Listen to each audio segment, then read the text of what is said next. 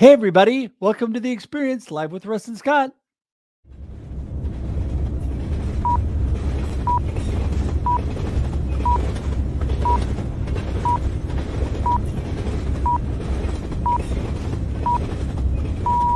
Welcome to The Experience, live with Russ and Scott.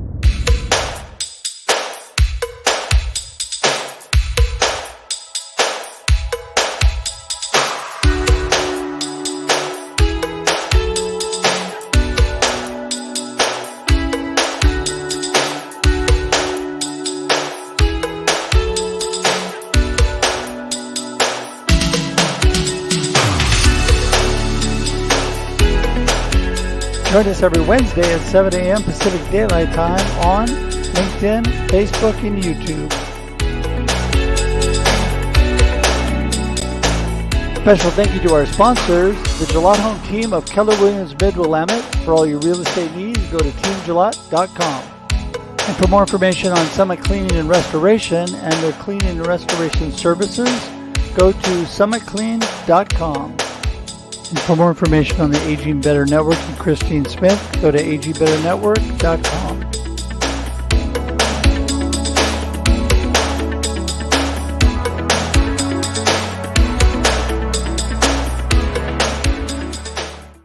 Good morning, everybody. Hey, welcome to The Experience Live with Russ and Scott, where Russ is having a great morning of learning, because I just realized that I did not update our sponsor video. Scott, tell everybody who the sponsors are this morning for The Experience Live with Russ and Scott. It's not the Aging Better Network, and it is. But it is. The other one is Jim Coleman. Yeah, State Farm Insurance. Those are the sponsors this month, and I had last month's with. Thank you so much. Blessings to Summit and to the Gillette Home team, who have been amazing with us. But the Aging Better Network is still there, but so is Jim Coleman, State Farm Insurance. Who's so thankful for him. Yeah. And so Jim Coleman, I met many years ago because our sons were playing Pop Warner football, and we coached together. We got to coach our sons, and so we actually coached together for 5 seasons. Wow. So it was a lot of fun. We got to hang out, and his son Curtis is a great guy, and Jim and his wife Amy, not only does he have a great business, but they're also involved in Young Life and have been for many years. And it's just he's a great man, and the business is really good. In fact, he is my insurance agent. So there you go. Well, I am so blessed to know so many amazing insurance agents, and Jim has been a great friend for so many years for me as well. And he and his wife, Amy, are just amazing. And here is this morning's, there it is, showing the Aging Better Network and State Farm and Jim Coleman. And we're just so thankful for them. And that's one thing, too, that I got to make sure is get Jim's name on that as well. It's just been a doozy morning for me, but there we go. Hey, this is live, and whatever happens, everybody, that's what happens. I have no excuses, but I do appreciate everybody's prayers. I was up at OHSU yesterday getting just a checkup and a PET scan. And so thank you for all of you that have been praying for me over this last year plus. And yes, I'm expecting great results. But that's probably what distracted me yesterday, getting ready, because I was up there all day. Anyway. It is an emotional time. And so we give you grace. And thank you. They're just praying for you and all the results, and for Leah as well as your wife and your son and daughter. So I know it's just a time, and but you're not alone. Thank you. I appreciate that. And really, hey, Jim, if you're watching, which I hope you are, you've got like 3 times the amount of time of us talking about State Farm as the sponsors normally get because of my mistake. So actually, it has benefited. We do. This is one thing I want to tell everybody. Thank you. Thank you to all of you who do support The Experience Live with Russ and Scott every week, because that is how we can do this. There are a lot of costs that go into this with our time and with the advertising and with the setup of all things that go together with the live stream and the equipment and all of that. And so without you and your sponsorships, we would not be able to do this. So we do appreciate that. And if you're ever interested in talking to us about that, we would love to chat with you, especially getting ready going into the new year. So, Scott, we got some great guests today, and I'm super Yeah. excited. And so, since my little things have taken over the opening of the show, why don't we just jump into it? Get the guys in here. This is good. We're going to be talking operations today, and you think, well, but I don't run a factory, and I'm like, but you produce something every day, and it may be caring for yourself or your family, it may be in your business, but you deliver, and we're going to get great tips today, and I'm looking forward to it. So yeah, let's get right into the show. Right on. So we're going to bring Dave in first because he could tell me how to get the process of my brain moving and get me going. Good morning, Dave. Good morning. Good morning. Great to be here with you guys. Always a pleasure to be joining you two fine gents anytime I get to. So yeah. Thanks, Dave. I appreciate you so much. And really, you're so busy and I'm so busy and everything happens. Really, sometimes the best time for us to chat is when I bring you on live because we're going. It's easier to get in the schedule, isn't it? I know. I'm just going to schedule Dave live and then I can talk to him. So, well, anyway, you can get a glimpse into David's brain by following him on LinkedIn because you post some great stuff. You post some really good little video clips. But the comments that go with it are really what's valuable. Yeah. Well, Dave, thanks so much. I appreciate that. As I get ready to let you introduce yourself and take this over, I just want to say that what Scott just said about what you produce, one thing I loved about Dave right off the bat is I was on his show and he took snippets out of that show and he broadcast those things of me talking from his show for like 2 years after a show, I think. And every now and then they still show up. So yeah, we're going to have to do your show again. So you have some new snippets, Dave. There you go. But anyway. Yeah, they live forevermore, Russ. So forevermore. All right. Well, hey, take it away. Tell everybody about who is Dave and what are you up to? Yeah, thanks so much, guys. For anybody that doesn't know, my name is Dave Crysler, and I own a operations consulting business.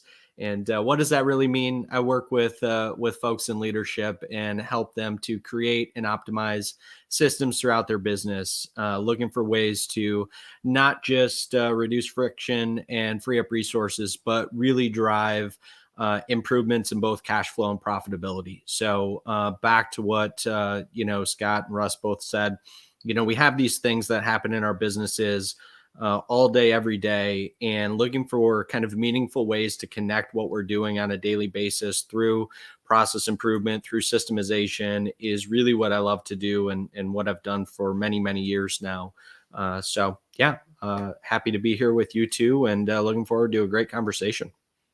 Yeah, you definitely are full of great information when it comes to all of that. And I really enjoy that. And, another gentleman that I had the pleasure of meeting recently, I can tell you, Phillip, when we met, I was thinking, I got to get this guy on with Dave. That was my first thought. And here he is. Good morning, Phillip. Good morning. How you doing, man? I'm doing great. Good. All right. Glad to have you here. And, we had a wonderful conversation. And why don't you give everybody a little snapshot? Who is Phillip Brown and what are you up to? My name is Phillip Brown. I am the owner of a software consulting company called Blu Pitt Incorporated. For the past 15 years, I have worked with all sizes of companies, but mainly the large corporations and helping them kind of refine and develop their project management processes and workflows and put software to that, integrate those software processes across the company, including your time tracking software, your financial software, everything that it takes to make a project come together and get completed, as well as resources. And I've just been helping the companies bring that together. And kind of one of the things I noticed in corporations is that they got confused when it came to projects. And even though they brought project managers in, they didn't have a set process. So once I figured that out, I got in with a couple companies and they liked what I did. And I said, well, this could be a business. So I started a software consulting company to help them do that. I love it. That's you know, I always tell people when they want to, if they're thinking about starting a business, you just go look back, and who asked you a question because you had the ability to answer it, and then ask yourself, do other people get paid to answer that question? If so, you probably have a business. But I love that we have you guys on here. One of the favorite books that we like to refer to here is Atomic Habits by James Clear. And he says, we don't rise to the level of our goals, we fall to the level of our systems. So we've got you guys here to help people understand, what does it mean to have a system? Dave, why don't you take that away? Yeah, happy to. You know, from my perspective, systems really come down to kind of four key elements. You've got, you know, planning, people, process, and technology. And oftentimes, you know, when people talk about systems, kind of their immediate thought is technology. And, you know, I love technology. I've solved many a challenge through technology. But what I find more often than not is that we look towards technology first before we understand what the process is. And even before we can understand what the process is, we need to tap into the people that are doing the process. So we often take a kind of what I consider backwards approach when we're problem solving within our businesses, thinking that the technology is the actual problem. And, you know, in my experience, that is very, most often not the problem, right? That's probably the best way to say it. Most often the problem is in and around your processes. And that technology is really just intended to execute the process flows that have been predefined, you know, with the people that are doing the work. So, you know, technology adoption, implementation, depending on who you want to reference, but is somewhere between a 70 and 85% failure rate for both adoption and implementation. And the reason is because we are thinking technology is going to solve the problem when really our real root cause of the issue is our process flows within there.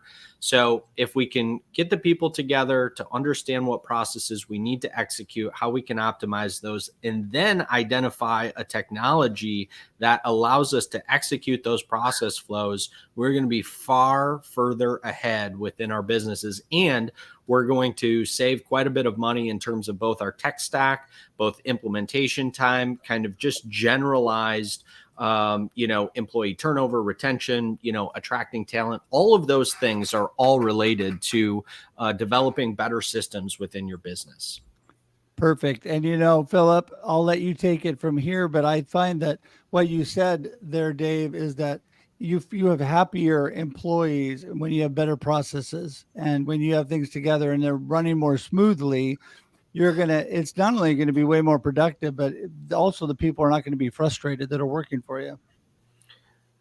Yeah, and you know, I don't want to jump on Phillip here, but you know, just to add to that quickly, Russ, you know, again, a lot of times as leaders, we are seeing the symptoms of what the issue is, right?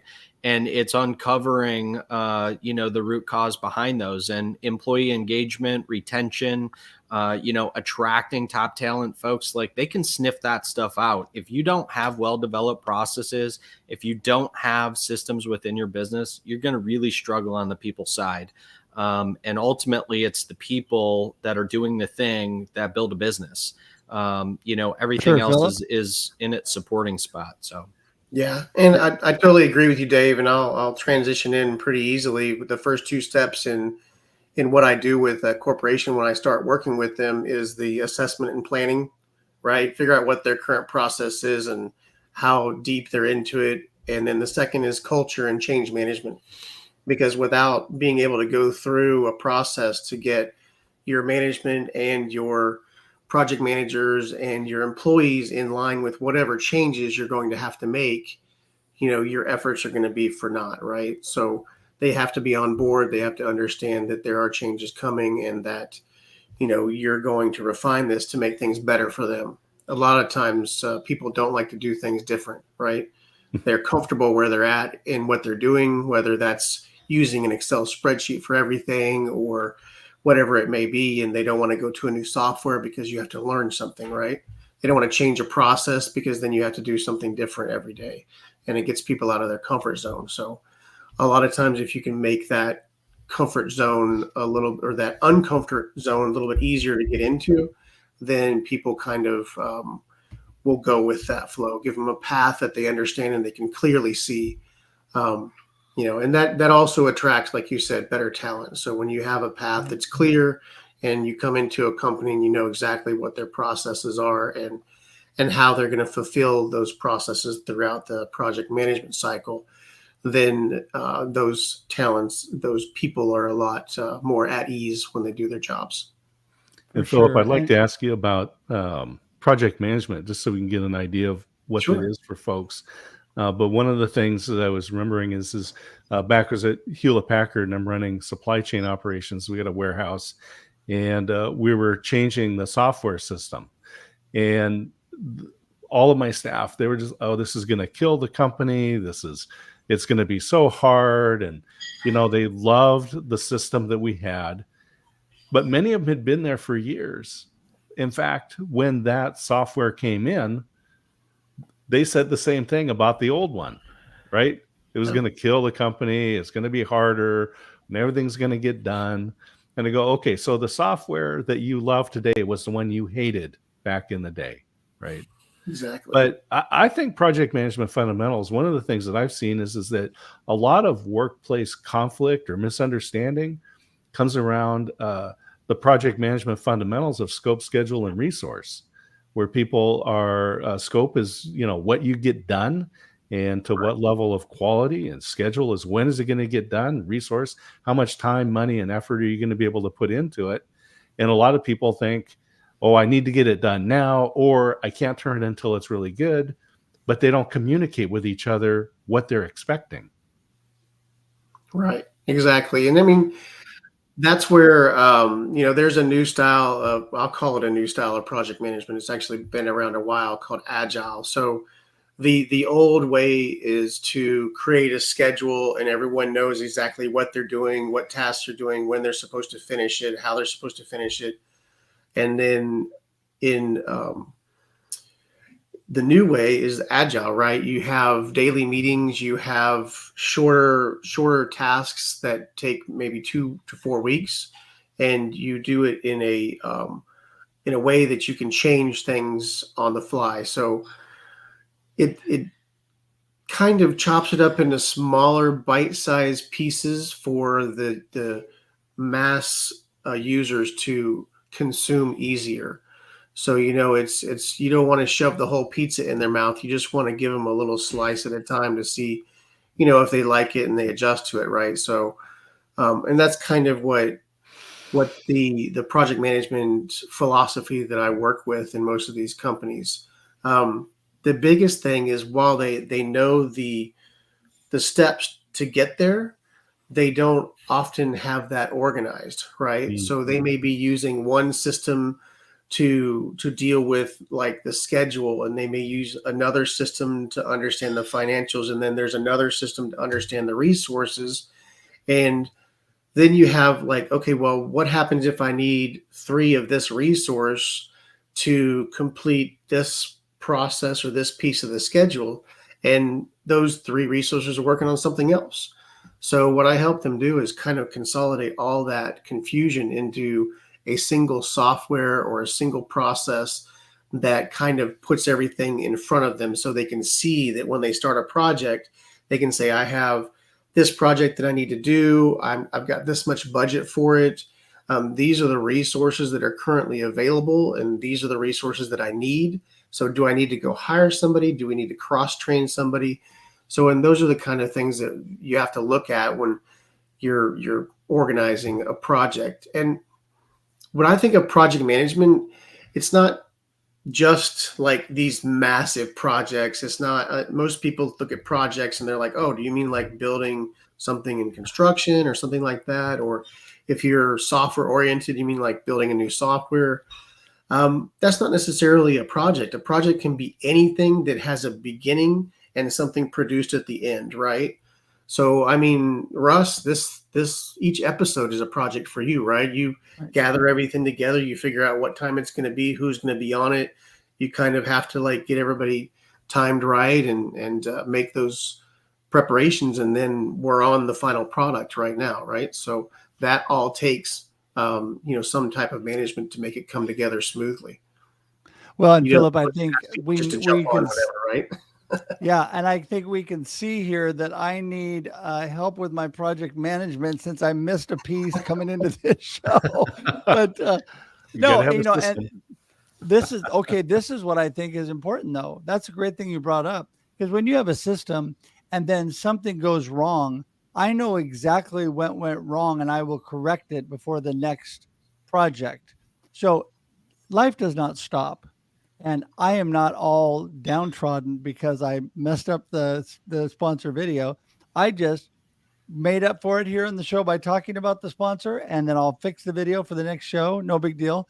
And I think that's one thing that people do if they have a process and it doesn't go perfect. They think they're a failure and they think that things didn't go well. And that's not true. Everybody is learning, right, Dave, through every step of the way of the process. Yeah, I mean, it's kind of oftentimes I look at it through the lens. It's kind of like budgeting, right, or strategic planning. I think about it the same way, and it instead of it kind of hindering you or creating issues or pointing out, our flaws or what we did wrong, right?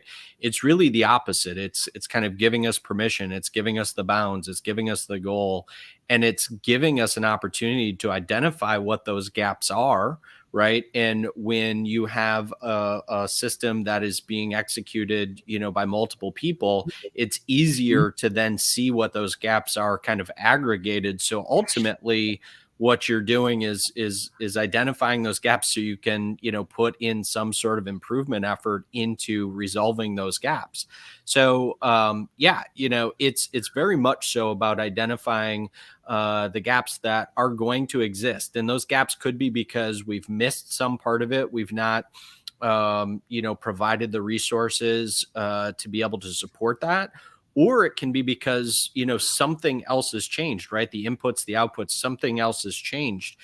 So it's not always necessarily a negative from the standpoint of well, Russ, you didn't do something, right? Like, how often have we kind of taken that lens? I know I did, kind of in my early leadership days, right? It's like, well, Dave, obviously just doesn't care because Dave didn't do XYZ part of, this process. And the reality of it is that generally, that's not the case, right? There is some gap that's been identified, and that could be because we've not provided resources.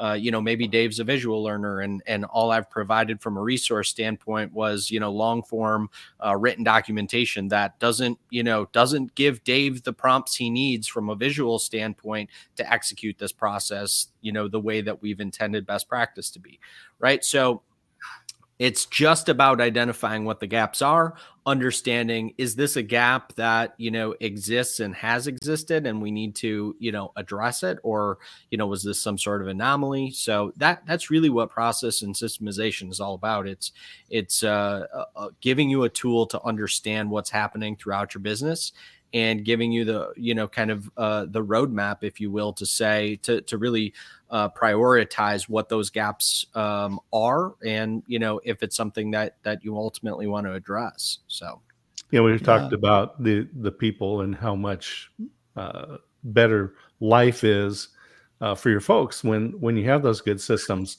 And we used to talk about heroics, right? Some things we get done through heroics, right? They're working long hours, or they're doing some things that are just above and beyond. And the reason they did it is because the system, they didn't have a system, or the system broke down.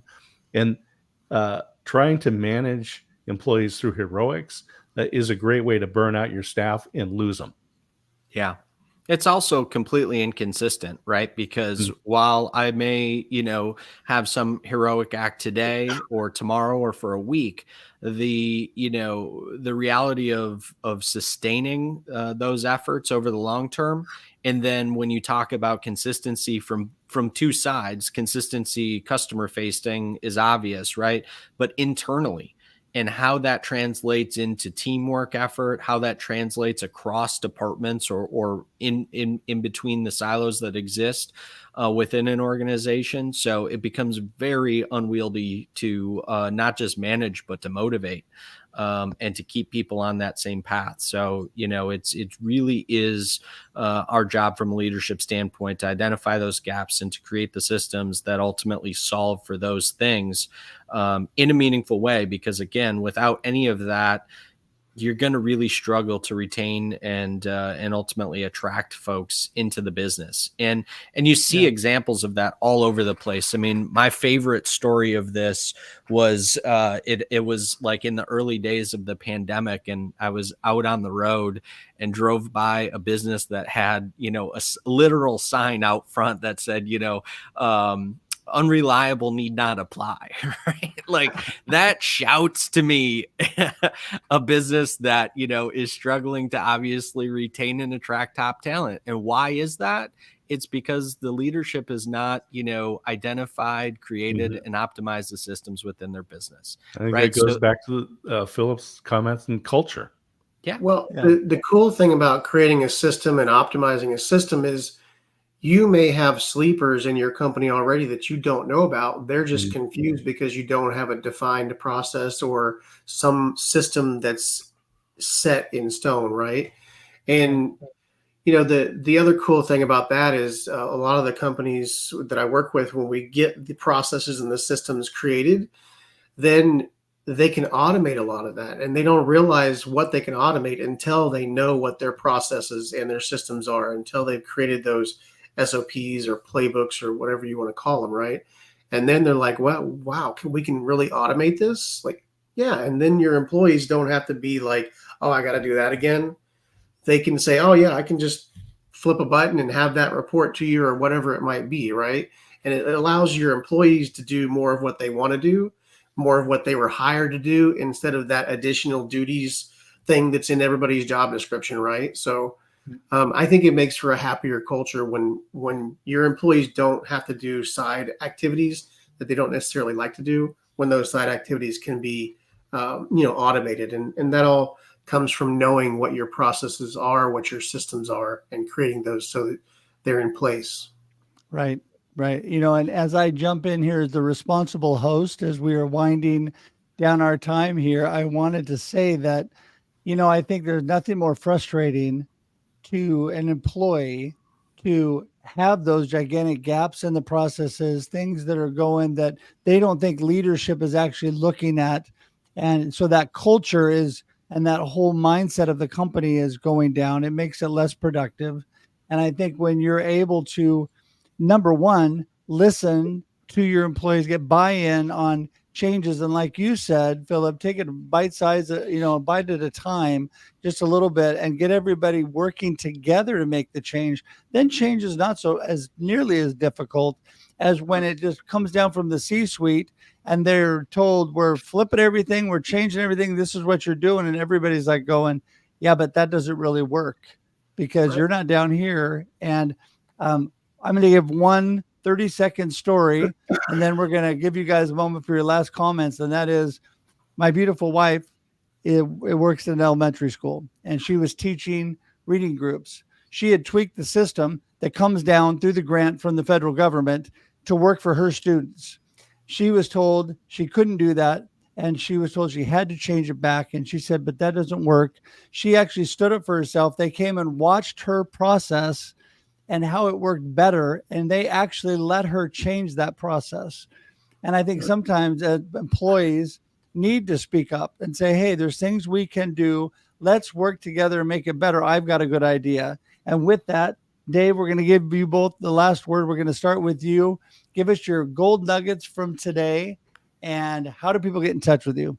Yeah, I think my gold nuggets, what I would impart to kind of tack onto your story, Russ, is, oftentimes as leaders, we're thinking about problems far longer than when we kind of present what we feel like is a necessary change within the organization.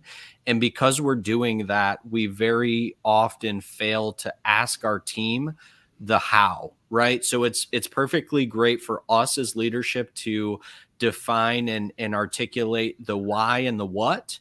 but we need to engage our team to understand how, because they've got the, the touch to how we can actually accomplish this thing that we've laid out. So I think that's what I would leave folks with today. In terms of getting in touch with me, I'm super active on LinkedIn. So would love to connect with you there. You can also welcome to find me on our website. Awesome. Awesome, Dave. Always appreciate you, and your information that you just gave magically appeared now below you. And I just want to remind everybody, it's clickable. It's in the show notes. It's in the comments. Please connect with these wonderful men. And Phillip, you're up next. I think the biggest takeaway would be, kind of like Dave, to the leadership is you really have to listen to your employees. And if your organization is too big where you can't listen to all your employees, then you need more sets of ears that you trust to listen to those employees, right? And really understand what's going on within your organization. And if you need to refine the processes that you have in place, and if they're working the way that they're supposed to be working. And the only way you can find that out is when you get down to where everybody can kind of provide feedback. So, and if anybody wants to reach out to me, like Dave, I am on LinkedIn and pretty active on there. I don't know that I post everything that Dave posts. I am figuring out that I need to adjust my lighting, because you guys have wonderful lighting and mine's kind of off. So I'll figure that out later. But you can reach me at, Russ put everything there. So those are the best places to reach me. And I'll be happy to talk with anyone. All right. And as we put up there, Phillip's LinkedIn information and his website, and just for our audio listeners, Phillip, give us your website again. The website is blupitt.com. That's BLUPITT.com. Perfect. And Dave, one more time, give us your website so everybody can hear that. Sure. It's thechrysler.club, CRYSLER. Perfect. And guys, I'm telling you, appreciate you both so much. Love these discussions. You two, I need help from you every day, because I always need help with the process. I'm the brain, the encouraging guy, and the happy right brain guy, but not always the process guy. So that's why Scott is here, because Scott is more of the process guy. Not that he's not happy, but he is definitely more process oriented than I. So I want to thank you both, we want to thank you both. And as we say goodbye, hang tight. We're going to meet you in the green room in just a minute after we wrap up. Thanks so much. Thanks, guys. Thanks.